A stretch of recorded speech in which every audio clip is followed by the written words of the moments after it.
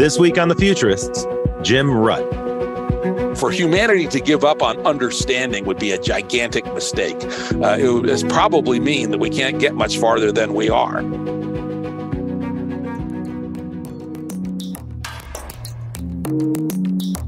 Welcome back to The Futurists. I'm Rob Tercek with Brett King, back after a couple of weeks of missing each other. Thrilled to see you. Yeah, I know. You guys, you've got, well, we had a couple of recordings that we did with, Brian and Katie, and you opted out, and then I opted out of the last couple. So it's we're sharing the load. That's how it works. Yeah, but right. I get a lot of comments when I'm on the road. People really like the fact that we do have different hosts that we mix in, because it gives a bit of variety. So I've been getting some nice feedback on that, and kudos to Katie and Brian. Started a bit slow, but those guys have really become a nice feature as guest hosts. So I agree. Now this show is a special one because for a very long time I've wanted to introduce you to our guest.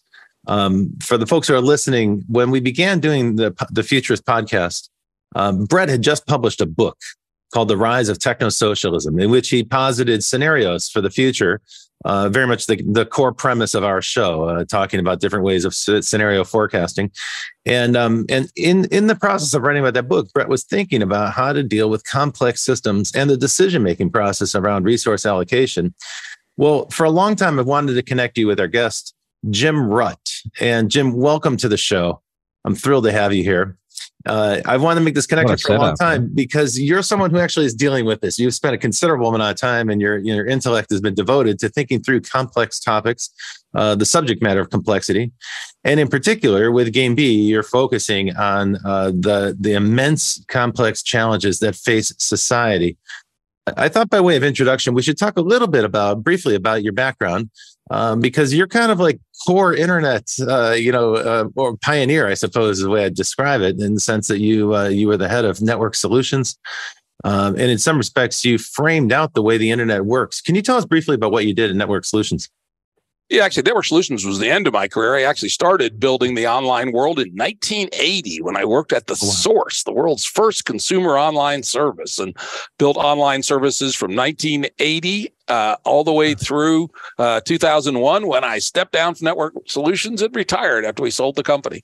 But at Network Solutions, we ran the domain name system for the world. We have, at that time, we actually operated all the top level servers, .uk, etc., that pointed to each country server. Plus, we ran ourselves .com.net.org and two or three other ones, .edu, and a couple other secret ones and stuff. Now, a lot of people think this was a government thing, but it was actually a private enterprise that was basically managing the switchboard of the internet, if you will. Yeah, it was had a weird history, which we could go into, but I'm not worth doing. But it was it was a contract from the government to operate. It was a lot like OpenAI. It sort of started. It looked like a non-profit at the start. There was a lot of volunteer labor, and then when domain names started to become very attractive properties and had hefty price tags attached to them, that's when things got a little bit complicated, if I remember my early years. It was all pretty nuts. And I will say, also worth noting, I came in at the very end.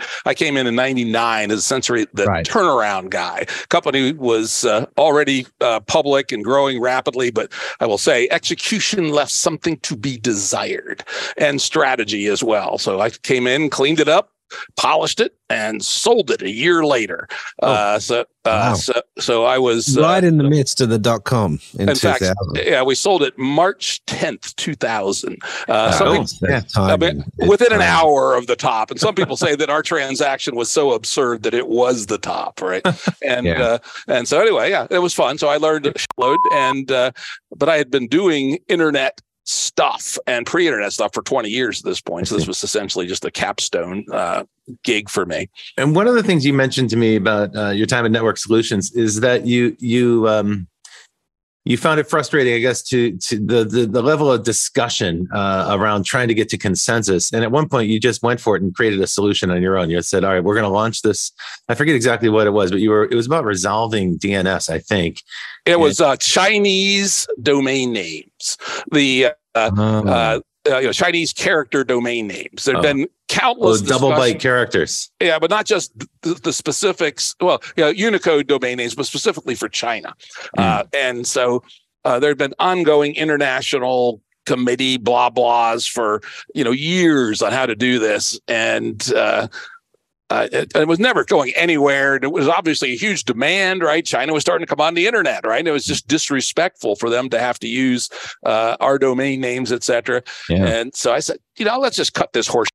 We have the ability to offer any domain name that's in Roman language right today. And so we did a scan of the database of all domains issued so far, discovered, I think it was a 6 or 7 character string that was never used at all in any domain name, 6 characters or larger. So it was a reserved space. So we just took that out of circulation and said, we're going to use that as the prefix for an encoding into Unicode. And then that makes sense. I was so tired of all these ridiculous hypertech answers, right? Yeah. And I said, this ain't that hard. And so I just convened a few people in the company. I just drove the process. Didn't take as long. And we came up with a doable solution. And within a couple of months, we had to make just a few minor changes in our infrastructure. And then the hardest part was actually the marketing story, how to explain it to the other registrars and such. And we just launched it, God damn it. And I think we sold $40 million worth of them in the first 3 months. It was crazy. And eventually I tell you just, I don't even know. I haven't followed that industry after I left, but I believe the international process eventually ground to some solution. But whether our little hack, quick and dirty, that allowed the Chinese to actually have domains in their own language, in their own character set, which one actually ended up winning, I don't even know. But we got it out there and got it done in just a couple of months rather than because we could. Jim, being a part of history in respect to sort of technology infrastructure and things like that.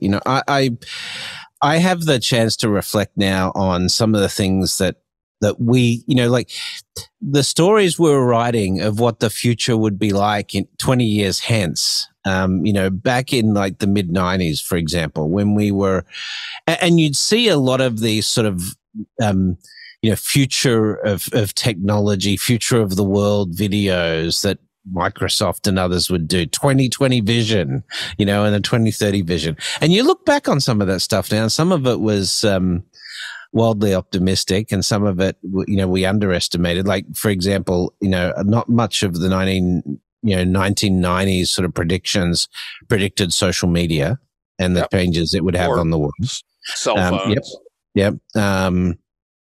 Now you could see a path from the Palm Pilots and Trios potentially to what we've got today. But, the other thing is, we didn't predict drones very well, so there are some aspects of technology that, we didn't get right. But back 20 or 30 years ago when you were, pioneering, the internet, even before that, and you were sort of having a vision of what this world could be like, how close were we to that today? That you were sort of the world you were imagining back 30 years ago. It's interesting. Some parts, just like all these predictions, some parts fairly bang on, some parts, holy shit, we didn't see that one coming at all. For instance, keep in mind when I was at the Source, 1980 to 1982, we were talking about 300 baud to 1200 baud character mode only, right? And yet we had email, chat, bulletin board, shopping, stock prices, the world's first confession by a Catholic priest approved by the Archbishop was done by a chat on our service. So we had an awful lot of services, but the infrastructure was like a wet string in 2 tin cans, right? Yeah. And so I would say we were all pretty close to understanding how ubiquitous email would eventually be. And we actually had, by 1982, an early precursor to social media called Participate, and it quickly jumped up to the top of the pop. One of the products I personally invented by brute force was the original precursor of the blog, where we allowed people to have their own site and get paid from this 1982. Okay, Let me try to. I'm sorry. We're kind of going into like the ancient history of the web here. Sorry about that. That's definitely not the direction we want to go on the show. The reason I was asking you about network solutions, though, and your and your ability to kind of cut through the process and get to a result, is that to me that's characteristic of your approach. You are a person who can approach a very complex subject matter and comprehend it, but then also can take decisive action to cut through. Most people are paralyzed, right, when they're confronted by a super complex system and they're not quite sure how to proceed, and a lot of discussion or dialogue ensues that can slow things down. But in your career, you've been able to cut through. You've also done that. Let's talk a little bit about the Santa Fe Institute, because I think that's, to my mind, the best kept secret in the mathematics space, where you've got researchers thinking about some of the most complex subject matter in the world, and you became the chairman of that organization. Talk to us a little bit about SFI and about your ability to cut through the noise and get to some decisive action. Yeah, like Santa Fe Institute is generally conceded to be the home of complexity science, and complexity science is essentially the study of the general properties of complex systems, which are systems composed of underlying, often much more simple objects. In fact, one of the co-founders, Murray Gell-Mann, the guy who invented quarks, Nobel Prize winner in physics, he was at our facility all the way through his life. And he'd always remind us once a year that the real name of what we did was the science of complexity from simplicity. And so that, that's a very important, sort of lens on it. And some of the aspects of complexity science that we explored so far. And it's also important to note that this field's really only almost exactly 40 years old. So it's a baby science as sciences go. So there's much more to be done. One is emergence. It's a key idea that say, for instance, you, a person at the bottom, you're a bunch of jiggling atoms. Somehow the atoms organize into molecules, into long chain molecules, into cellular metabolisms, into tissues, into organs, into systems, and then into you. And oh, by the way, you're part of an ecosystem, both a biological and a social ecosystem. And then another key lens of complexity science is adaptation. The complex adaptive systems evolve once there's enough information handling in the system. And we see that from the very beginning of life. A very simple bacteria will follow a glucose gradient. And, 19-year-old boys will be riveted by Budweiser ads with gals in bikinis playing volleyball, right? So systems are complex and adaptive. They're also nonlinear, and this is hugely important for futurists, right? One of the things that I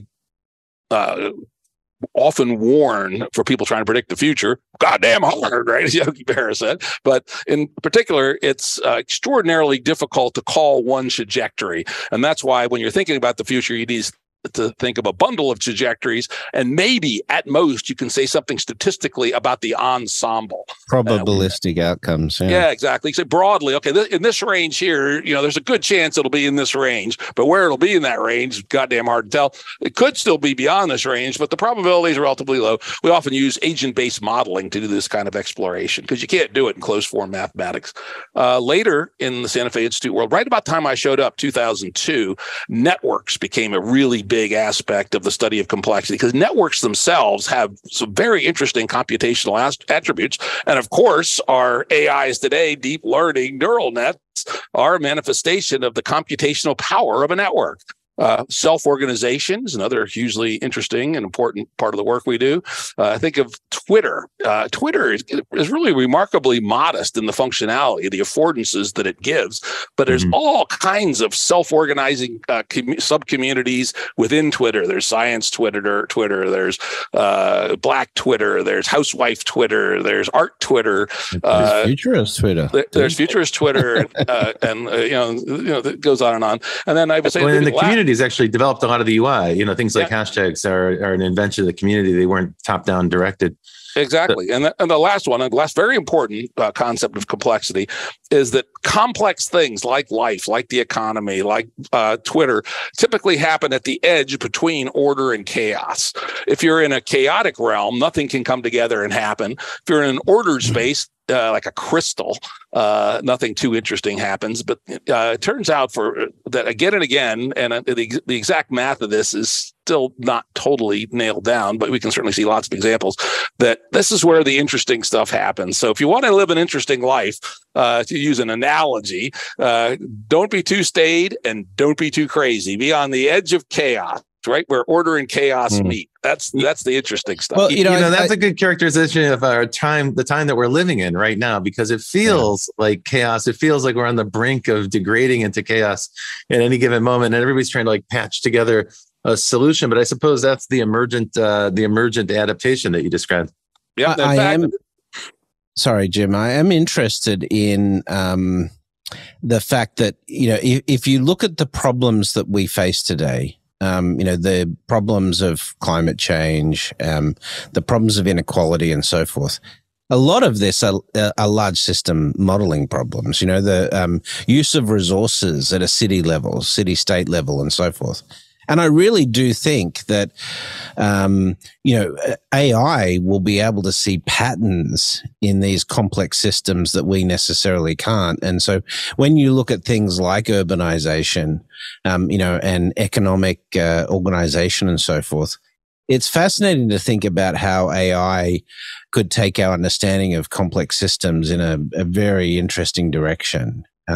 Particularly where we'll have this black box function of AI making all these systems more resource efficient, as an example, and better aligned with, goals and outcomes and things like that.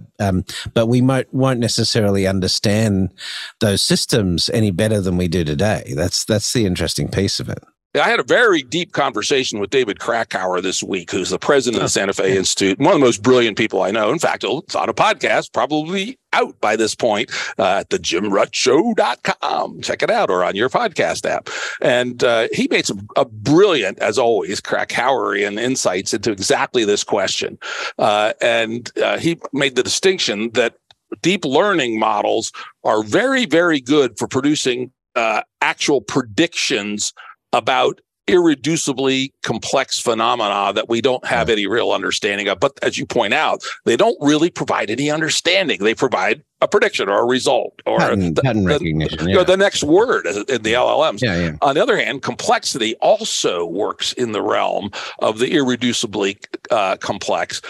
Typically, complexity science field only very rarely will come up with a mathematical formula that explains anything. Rather, they'll talk about the dynamics of a system, and they'll coarse grain the problem down into smaller components and then simulate it often. It's a very regular tool we use is agent-based modeling and things related to that. And so and Krakauer clearly has a vision for the Santa Fe Institute in how the complexity science lens and the deep learning lens are complementary. And he even has some ideas on how they may come together, where you take a deep learning net and basically take pieces off of it until it just barely works. And that may give us some insights into what's really going on. But I think we all agree that for humanity to give up on understanding would be a gigantic mistake. It would probably mean that we can't get much farther than we are. We did not figure out, electricity from understanding fire, as it turned out. There was a big scientific breakthrough that had to occur to understand electricity. Same was true for quantum phenomena. A lot of things we have today are based on quantum phenomena, including our computer chips and GPS. So, I think it's really important. I agree with you that what deep learning and related technologies, RL in general, can do is produce useful results from irreducible complexity, but find very little in the way of insight. And we need the complexity lens to come at it from the other side so that we can do both. I've pointed out, I'm not sure anybody else has, is that one of the cool things about the networks is that they produce a lot of examples. Right. So if you think about science, it's often induction from examples. And so if we can think about how to use the networks to produce examples, and one of my favorites is AlphaFold, the Google product that's finally solved the problem using something like deep learning on how to fold proteins into their three-dimensional shapes, which is what actually makes them catalytic. We had surprisingly little knowledge of how that worked, but now we could predict, like at the 90 or 95% probability, how a given protein will fold. So what happens if you generate 1 billion of those, right? You now have something that you can use for induction to work on the theory. So there's a way that the brute force, non-pattern oriented or theory-oriented deep networks can actually produce the raw material for the theory side. So I want to come back to a point you made a minute ago, because I think it's an important one. It was about electricity. The phenomenon of electrical energy was observed centuries before we had a theory of how it actually worked. And even between the ability to kind of like connect with electricity through lightning, there was even a 100-year span before we had some ability to say we understood it and were able to generate electricity. Now, you mentioned the complexity science is only about 40 years old as a field. So it's relatively young. And some of the things you just described about deep learning, we're fairly early stage in that field as well. Although there's been a lot of work done for 50 years in artificial intelligence, deep learning in specific is only about 15 years old. And so we're at the early stages there. And it seems like we're still at this stage of observation. We haven't quite gotten to understanding. And certainly when we talk about the deep learning models that we're using today, we don't really understand how they work. We understand in theory how they're created. We don't necessarily understand how they arrive at the conclusions that they provide. And so your point is that observation is one piece, observation or definition of the problem, but then the actual understanding that we attain, that may come many years later. And we may be working on these very problems we just described for decades before we arrive at true insight and understanding. Certainly possible, though I do think that there's probably more going on than is popularly aware in trying to understand what's going on in deep networks. Yeah, I think you're right. The idea of semantic basins of attraction, for instance, that they just seem smarter than they should be considering what they actually are. So there must be some emergence going on. But I shouldn't say must. It's a hypothesis, and there is some very early sketchy data, people who write probes to go in and watch what's going on in the networks. But I would expect there'll be some learning on that over the next 2 to 3 years, something like that. I don't think it's 50 years off to start the process of understanding what these things are. But given the intensity of the resources and research skill that's been directed at that field, you're probably right. If we throw enough resource at it, we'll get there faster. The other thing we're going to take a break in a moment, but before we do that, our audience likes to get to know who we're interviewing a little bit on a personal level, and we like to ask some questions about what inspired you and how you got interested in the subject of the future. And typically, this is something that Brett does. So, Brett, do you want to take it away and sure. do the lightning round? Okay, Jim, you ready for the lightning round? I'm ready. What was the first science fiction story you remember being exposed to? Hi, I can remember quite distinctly. I used to have a strong aversion to fiction. Teachers would try to get me to read fiction. I go, that stuff's false. They just made that shit up. Why would I read that? I'd been a fanatical reader of science books since I was 5, right? I found because I was tall, I could sneak into the library, and the librarians didn't realize I was a first grader, and they let me check out the science books. But I had a teacher in 5th grade, Mrs. Hepner. Let's give her credit. She started all this. God damn it! Thanks, she was tough, but she was also had a big heart. And she said, "Well, yeah, but you know what? I think you would like is science fiction." And so she took me personally, one-on-one, down to the library and picked out 2 books by Andre Norton. No, one by Andre Norton, one by Robert Hyland. And these were both sort of juvenilia-ish science fictions. And man, I was addicted instantly. I was hooked instantly. You were the first guest who mentioned Andre Norton, which would be one of my earliest sci-fi fans. It was Andre Norton. I can't remember the exact book. Might have been the Picadon of Mars, I believe, was the Highland one. But then Sargasso of Space or something like that. And Andrew Norton, really good writer, was not very well. She's not very well known these days. But for kids, I still recommend people want to start kids off on something. Yeah. They're very heartful and they're very understanding of what a young reader would think about. But then I just became a nut and just read every single science fiction book that was published in hardcovers, which basically meant it showed up in our community library. I certainly couldn't afford to buy books at that stage. And so I literally read everything that was published in hardcovers. And then came the fateful event when I was in 6th grade, when I went to the library and picked up the Foundation trilogy. And I warn people, probably not wise to read the Foundation trilogy when you're 10. And for way too long, I thought something like psychohistory was possible. Second season of Foundation. Are you liking it? Apple TV? Yeah. I watched the first episode and went, bah! But okay, next question, Brett. These are supposed to be short answers. These are not like dissertation answers. what technology do you think has most changed humanity? Language. Let's say written alphabet. Number one, which is not that old. It's only 800 BC or thereabouts. Well, I think the alphabet as opposed to cuneiform and others, but that caused an explosion. The zero was another huge one, right? You cannot do advanced math, which means you can't do advanced science without the zero. And then I'd say, you have to at least have the concept of infinity, if not the number infinity. And then after that, it's clearly the next one is the capture of heat and turning it into mechanics. So the steam engine. That's a good selection. That's a good selection. Yeah. What's the best prediction an entrepreneur, futurist, or science fiction practitioner has ever made, do you think? The best prediction. Most of them, the details are all wrong. Arthur C. Clarke anticipating communication satellites is the classic example people throw up, but he did a pretty good job of that one. I would say John Brunner's Stand on Zanzibar, which used to be a great classic, where he essentially predicted the rise of mass insanity as a society. I think it's turned out to be damn prescient. Prescient.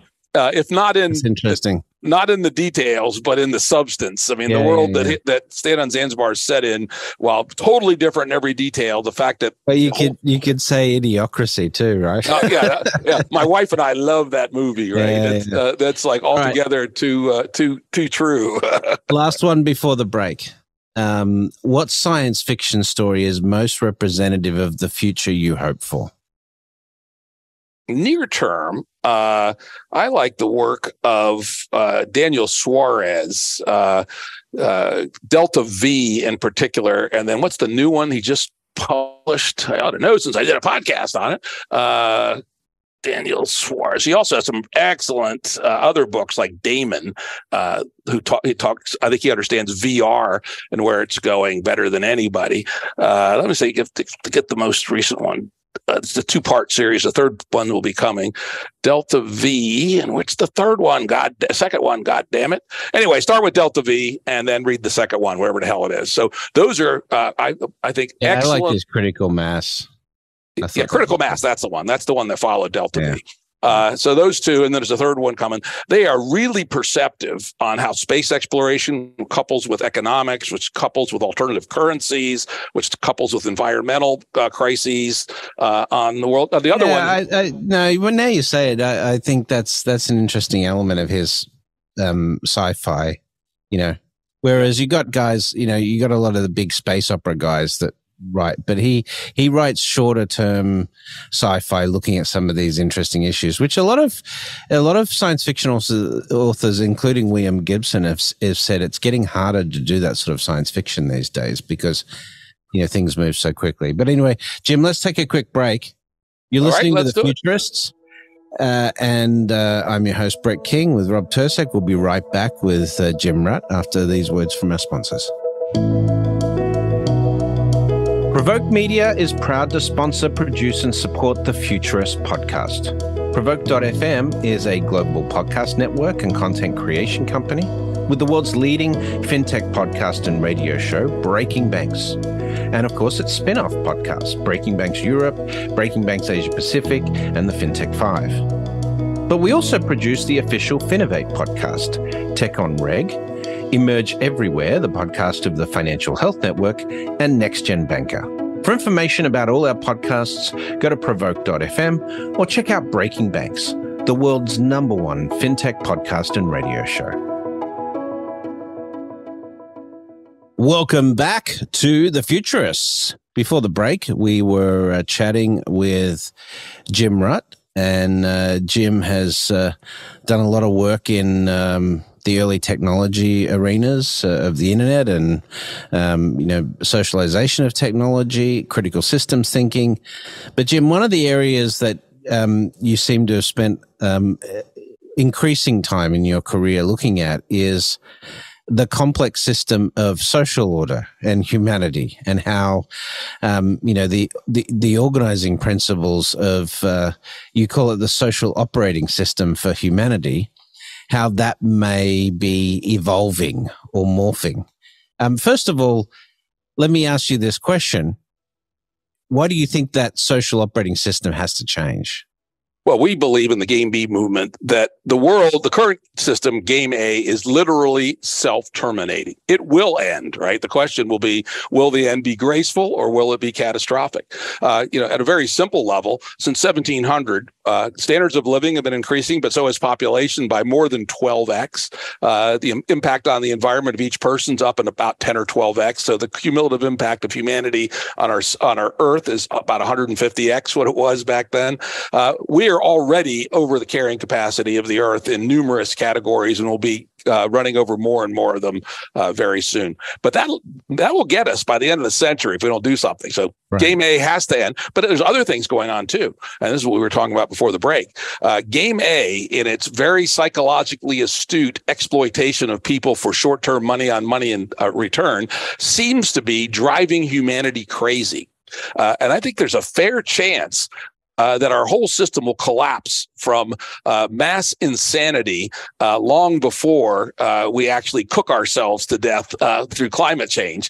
And then third, there are plenty of other potentially terminal existential risks out there that Game A seems to have no idea how to manage. For instance, the bio risks, the idea that we were funding the Wuhan Institute of Virology for doing gain of function research on bat viruses, which I have, the evidence isn't conclusive yet, but the shall we say, the coincidence is fairly staggering that COVID started in Wuhan, about half a mile from the institute's pretty large. And we're not thinking about these things. We do not have a governance structure that's sufficient to manage the situation we're in. We are in a complexity regime of a basin of attraction, which is, call it Game A. It's like a salad bowl. The marbles rolling around. The salad bowl is shaking more and more and more and more and more from all these exponential advances in everything. And sooner or later, the marble's going to fly out of the bowl. And unfortunately,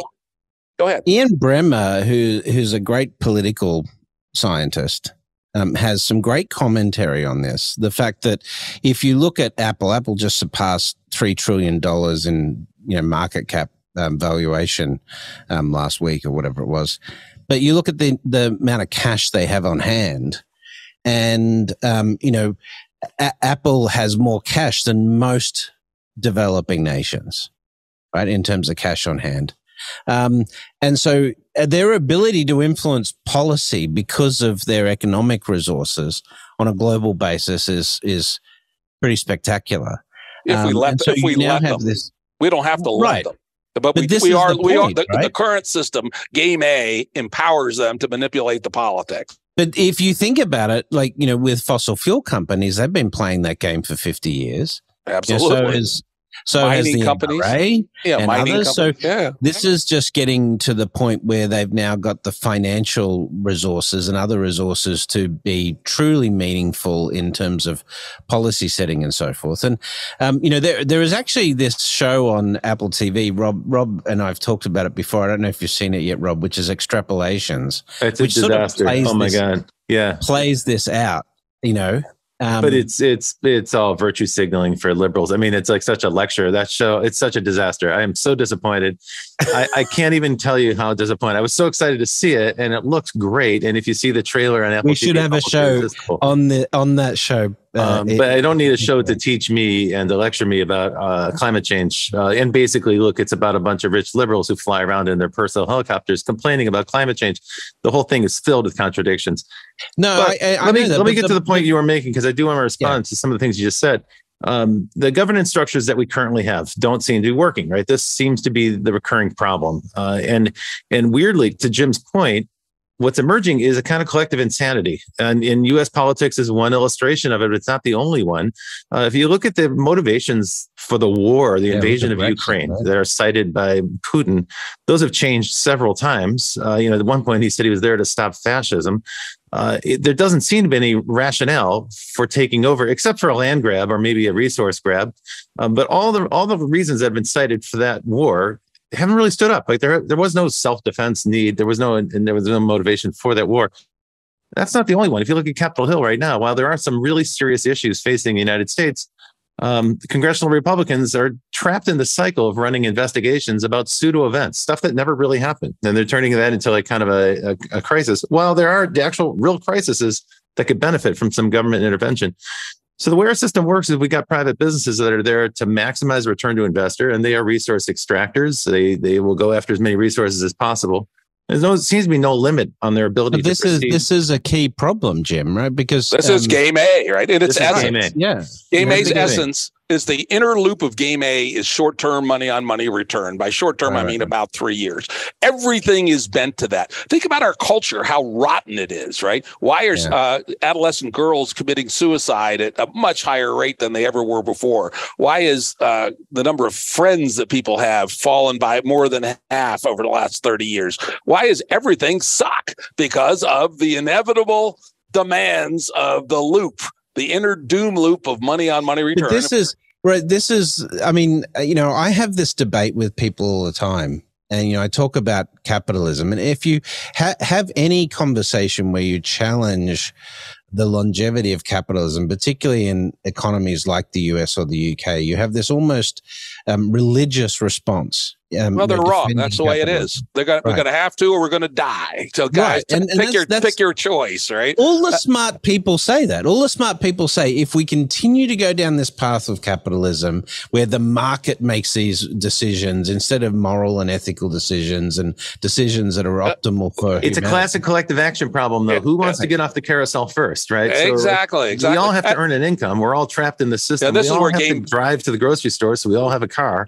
We have an idea in Game B how to do this, because you are absolutely right. When you start talking about this to people, they think you're crazy, right? And I will also note that we have to be very careful in our distinctions here. Capitalism is an overarching system, but the market is actually a very useful phenomenon. One of the very most useful tools, I should have put that in my list of extremely useful inventions of humanity, is the market. Amazing for coalescing data in real time, very heterogeneous, and yet producing actionable information. But it doesn't solve all problems. Bad incentives, right? Yeah, but it doesn't solve all problems. Yeah, there's some things it's good for, and some things it's not. Right? To sort out who's the better barber in a town, it might be great. To decide, how much oil should be extracted from the earth and burned is a disaster. Right? At least if you have a single fungible token called money, U.S. dollars, the equivalent. Or even how to allocate healthcare in the United States. Like we're trying to use the market for that. Doesn't make sense. Yeah. So it's part of the toolkit, but we have allowed it to trump everything. It's money, uber alles, right? Yeah. I have a paper called In Search of the Fifth Attractor, where I just describe Game B as the fifth attractor. And I have a nice little graphic there of a fire in a furnace that's heating a house and a house on fire. And, things like an economy are supposed to be a fire in a furnace for heating the house. What we've allowed them to do is become the house on fire, and it just dominates everything, right? And for the folks who are listening, though, let me do a little public service announcement here, because I want folks to understand what we're talking about. So what Jim is describing is a concept called Game B. And it's presented as an alternative to what we are all currently living in, this chaos we've all been referring to in the last 5 minutes of conversation, which is known as Game A. Game A is the way things are currently. The thing that we're all complaining about is the dysfunction of our current social order and our economic system.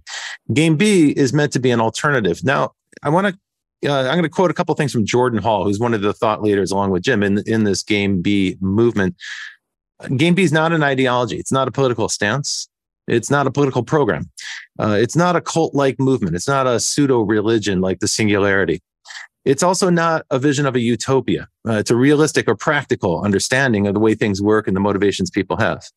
It's also not intended to be a counter reaction necessarily to Game A. It's an alternative to Game A. Now, by defining something as what it's not, you're not really saying a great deal about what it actually is. And Jim, this is one of the recurring conversations we've been having over the last couple of years is, so what is Game B and where does it stand today? Yeah. Game B is the alternative to Game A. So we start with that. Okay, but it also has some firm principles. And I would say that two of the firmest principles is it is a vector towards living for all humanity, all 8 billion of us, in balance with the natural world and bringing natural world back to where we've already overrun a lot of natural world. The fact that 96% of all mammal weight on Earth now is humans and our domestic animals. 80% of the mass of all birds on Earth are turkeys, chickens, ducks, and such for poultry production. That's nuts. It's not right. So we have to dial it back some. And this is where Davos man is entirely wrong. Even the Davos man who understands we have to dial it back, all they say is less, less, less, right? And you end up with the yellow jackets, right? You end up with rioting, and you're going to end up with fascism in the United States if we continue on this roll. Look at all the right-wing parties in Europe. You have to. Yeah, but I mean, when an elite comes in and says we're going to cut something back. Yeah, let me finish this. This is hugely important. This is the most important thing I have to say today, which is Game B has to be a trade where we lower the amount of inputs in the rich countries of the world, raise them in the poor countries, while increasing the human well-being of everybody. So we need an operating system that's focused on human well-being as its maximization function, not money on money return, using money, using markets, using other kinds of signaling. And we have many ideas about other kinds of signaling besides US dollars, but all focused to optimize well-being within planetary boundaries. If we can do those two things, we can survive. And it provides the minimal scaffolding on what Game B is. Now, it turns out those things have huge implications. If you question everything you do with those two principles, is this encouraging human flourishing and increasing human well-being? Is this moving us away from our impositions on a planetary boundary? Every decision you make, you apply those two standards, it's amazing the results that you get. And we have optimal humanity. Yeah, we have tried to apply this to a number of things and turn into the practical problem. Because you just said earlier, I'm a practical guy, Yeah, that's right. I'm only forced to be a philosopher by absolute necessity. I'm by nature a man of action, right? Give me 10 guys and some rifles, and we'll go take a hill. That's who I am, right? And so I have always been the person in the Game B community. There's a whole bunch of good thinkers, at least 20 excellent thinkers in the Game B community, and but I'm the one who's probably most oriented towards action. And given we see this collective insanity emerging, how can we get the sanity back? How can we have, these conversations which, are going to be seen as woke, in the current environment and things like that. But we need thinking people to really tackle this. I mean, we've got, Thomas Piketty says we've got the worst inequality, since the Middle Ages in the United States right now. Why do we have billionaires? Why do we tolerate billionaires? Right. That's a stupid distribution of wealth. We got 30 million Americans facing possible eviction because they're one paycheck away from not being able to pay the rent, right? It's like this is not a metric for a successful market or in a successful economy. If you can't provide your citizens with basic healthcare, basic housing access, affordable food, good quality food, access to education, if you can't do those basic things, your economy is a failure. Well, there's a reason why on Twitter, I'm social media sabbatical for 6 months that I am every year from July 1st to January 2nd. So I'm not actually on social media at the moment. But when I'm on Twitter, I would say at least once a week, I post my response as a picture, an 18th century picture of two guillotines and some people holding heads up. Right. This is where this ends up. Right. I just did a podcast. It's not published today yet. The billionaires will have their laser robot sentries, but still. But tell you what, 10 and the million peasants will have their pitchforks. Baseball bats and pillows. It's all we need, right? And I just did a podcast with Peter Tercek, who is a deep thinker in the end times of our culture, and he believes there's 30% chance at least that there will be a violent break in the US of A in the next 10 years. And game B is an alternative to move away from having to have a violent break. And if game A doesn't start to reform itself, there's a good chance that we'll have guillotines in the streets. And you ask, why do we have billionaires? The answer is we won't. But it will be a rather brutal method to extirpate them. I sometimes think about how will future historians look at the moment that we're in, when it's just a few paragraphs in a history book of the future. And I think they're going to look at this as kind of like the Gilded Age Part 2, where a handful of billionaires are having caviar and champagne on their yachts while billions live in grinding poverty, right? And that seems to be the trajectory, right? Because the rich are certainly getting richer. I think you're right, Rob. I think in 100 years, I think that's the case. But in 1,000 years, the only thing that our generation will be remembered for is the creation of AI and climate change. Well, actually, I have another one, but which I campaign for. But in the we're going to go with this. I don't want to react to all those things. Very interesting. Let me give you the big one. What I believe in 1,000 years, the most important thing in my lifetime, because it's a total change in the trajectory of human history for the last 10,000 years, and that is the beginnings of the full liberation of women, starting around 1975. Human society's been a very intense patriarchy since the establishment of settled agriculture, and it got more and more and more intense and just crazy. And around 1975, the world started to wake up. It hasn't fully woken up yet, just talk to any women about what it's like to be a woman even today, and the job is not done, but we've made tremendous progress since then. So I believe it'll be the liberation of women that will be considered the single biggest thing that happened in the 20th century.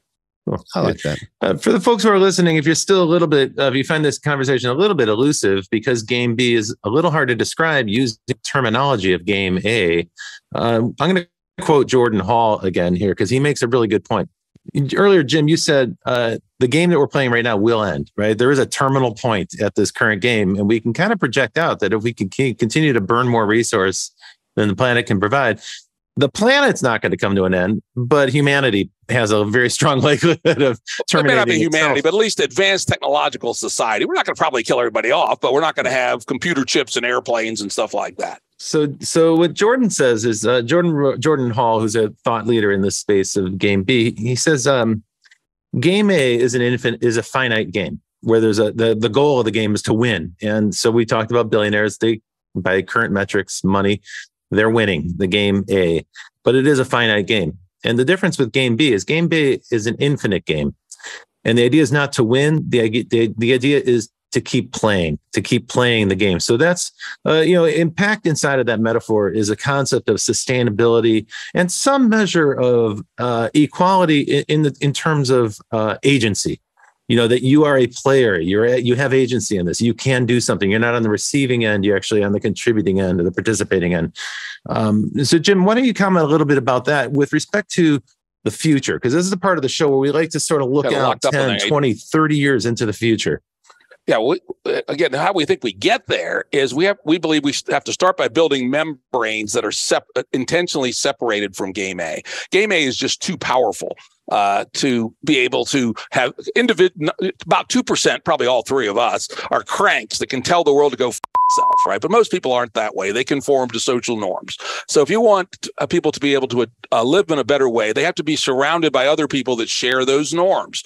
The example I give, my daughter is very worried that her 3-year-old, what happens when her best friend at age 9 comes over with a smartphone, and the social pressure for my granddaughter to have a smartphone would be very high. But if we live in a community where there has been a covenant against giving smartphones to children that they're worse than cigarettes, that won't be an issue. And it'll be much easier for normal people to be able to live those good lives. So we think that you start out with small bubbles and that these bubbles vary. They're not the same. They're not ideological. They're not utopian. That's very, very important in game B. And then they start to network with each other in a decentralized fashion, doing trades with each other, having their own currency, etc. And then they start to be, people start to notice. They come and visit. There's Airbnbs at these proto-Bs, as we call them, the little bubbles, right? People say, wait a minute, these people, this is a great place to have children, to be a young parent. There's community-based babysitting, essentially community-based education. Half the food is grown on the property. People eat together, very much like in an early stage Israeli kibbutz. And so, I was going to say, it sounds like a kibbutz or some sort of commune. And I studied, I'm a good old hippie, right? But I've actually studied the Israeli kibbutz movement very closely and have talked to scholars of the field, and there's a lot to be learned there, right? It was non-ideological, non-religious. They were all atheists. They were all socialists from Eastern Europe. They created something very powerful. We can talk about kibbutzes and we can talk about socialism and all these terms that people use. But the reality is, I think Aristotle put it the best. He said, the purpose of humanity is to thrive. But humanity can only do that when we work together, right? Pretty much. And I think that, like if you look at the problems that we have right now, the problems that the market driven is it's competition against each other, instead of competition for the planet, for humanity as a whole. So whenever you're competing with resources, you have to decide, which humans are the better humans that get these resources versus these other humans that don't, right? And, as long as you don't value human lives in that way, from a market resource allocation perspective, that humanity will essentially tear itself apart and become extinct at some point. Right. So you've got to have a different value system that says community of humans working together is the best way we move forward as a species. What you're saying is if you're really committed to game A, you're sort of a sociopath because you just don't care about other humans. You're anti-human. Yeah. If you're going to be a good on a long enough basis, you're anti-human. Right? Yeah, and I fully confess on my podcast regularly that in my day I was a game A mother.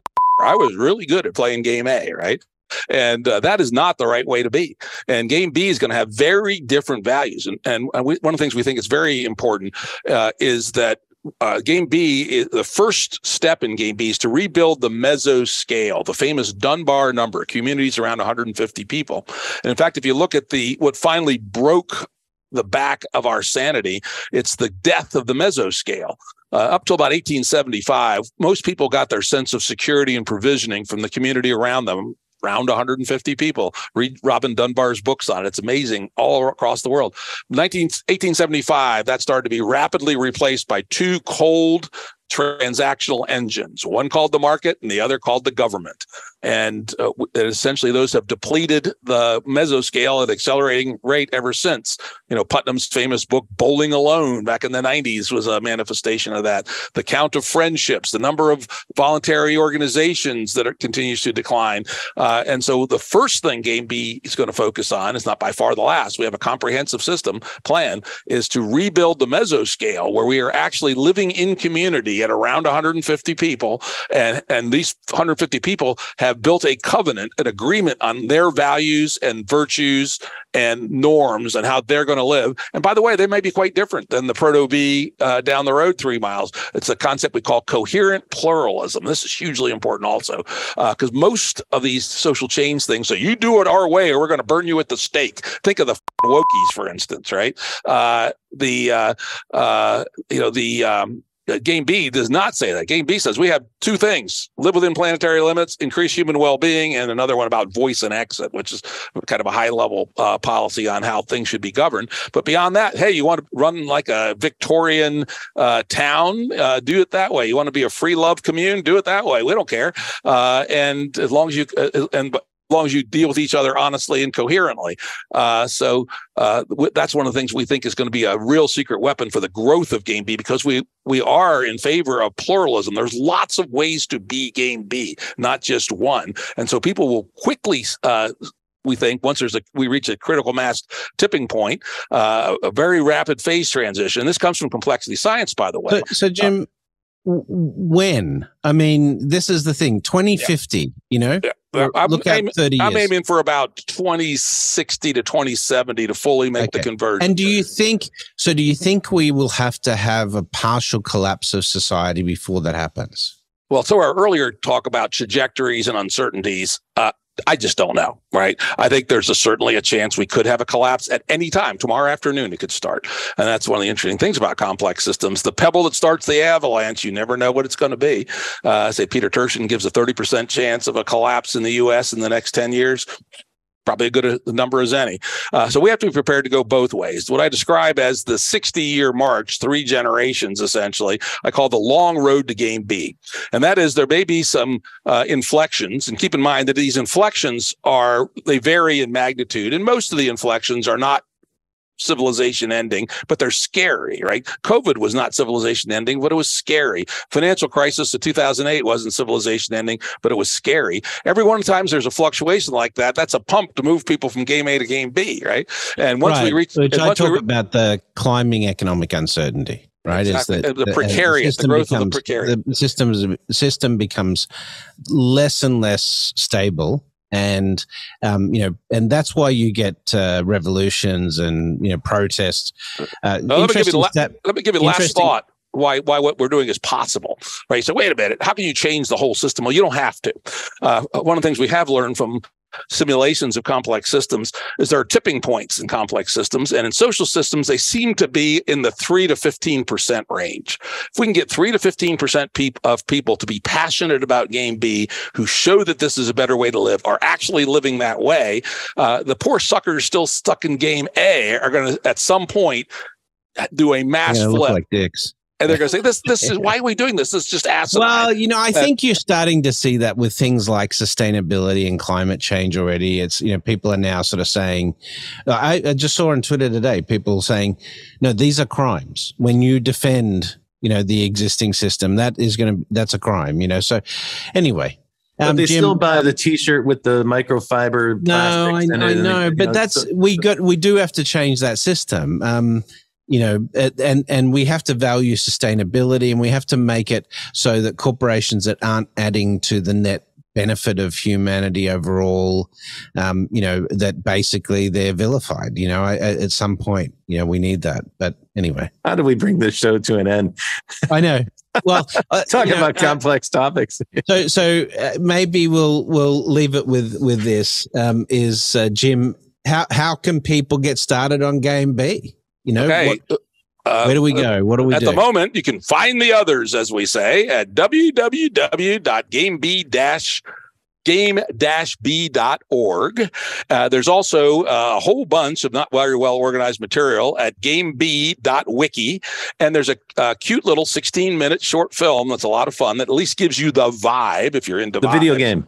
gamebfilm.org, which is a film that starts out with a video game motif, but then goes a long way from there. So any of those 3 things give you a starting point. Also, check out the hashtag GameB over on Twitter. You'll find 10,000 people, probably something like that. Are you moving to Threads, or are you going to just avoid Threads? Anything has to do with Meta, ain't no way. I think, unlike a lot of people, I actually think that Twitter's gotten better under Elon's administration. I'm doubtful, but I don't see how that's another show. We'll do another show on that. Happy to do that one. Right. But anyway, this has been fun. And Jim, where can people find you? I know there's the Jim Rutt Show, which I've enjoyed. It's a great conversation. If you like this kind of conversation, it's a lot more of this with great speakers, great guests. How do people find you, Jim? Yeah, JimRuttShow.com. That's the best way to find me. 6 months of the year, you can find me at Jim_Rutt on Twitter or Jim Rutt on Facebook. But for the next 6 months, I am on my 5th annual social media sabbatical. So, hit a contact at JimRuttShow.com if you feel like you really want to talk to me. Cool. It's been a real pleasure talking to you. I'm so super happy to connect the two of you because I know that you both think about these subjects in depth and have written about them a lot. So that's good fun. And folks, I hope you will take the time to check out the Game B material. At least watch that short video because, like Jim said, it's kind of fun to watch. Thanks very much to the folks who've been listening. Jim, thank you for joining us. Brett, it's great to see you back again. Big shout out to our friends at Provoke Media who make the show possible. Kevin, thanks for being a superb engineer, and Lisbeth for producing the show.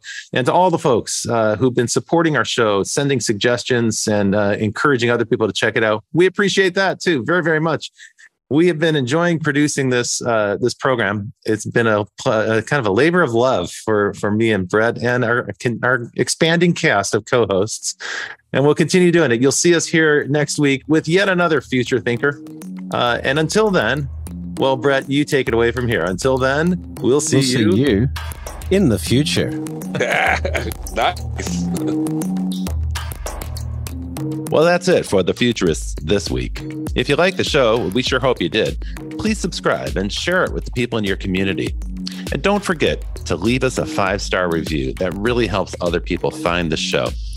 And you can ping us anytime on Instagram and Twitter at Futurist Podcast for the folks that you'd like to see on the show or the questions that you'd like us to ask. Thanks for joining. And as always, we'll see you in the future.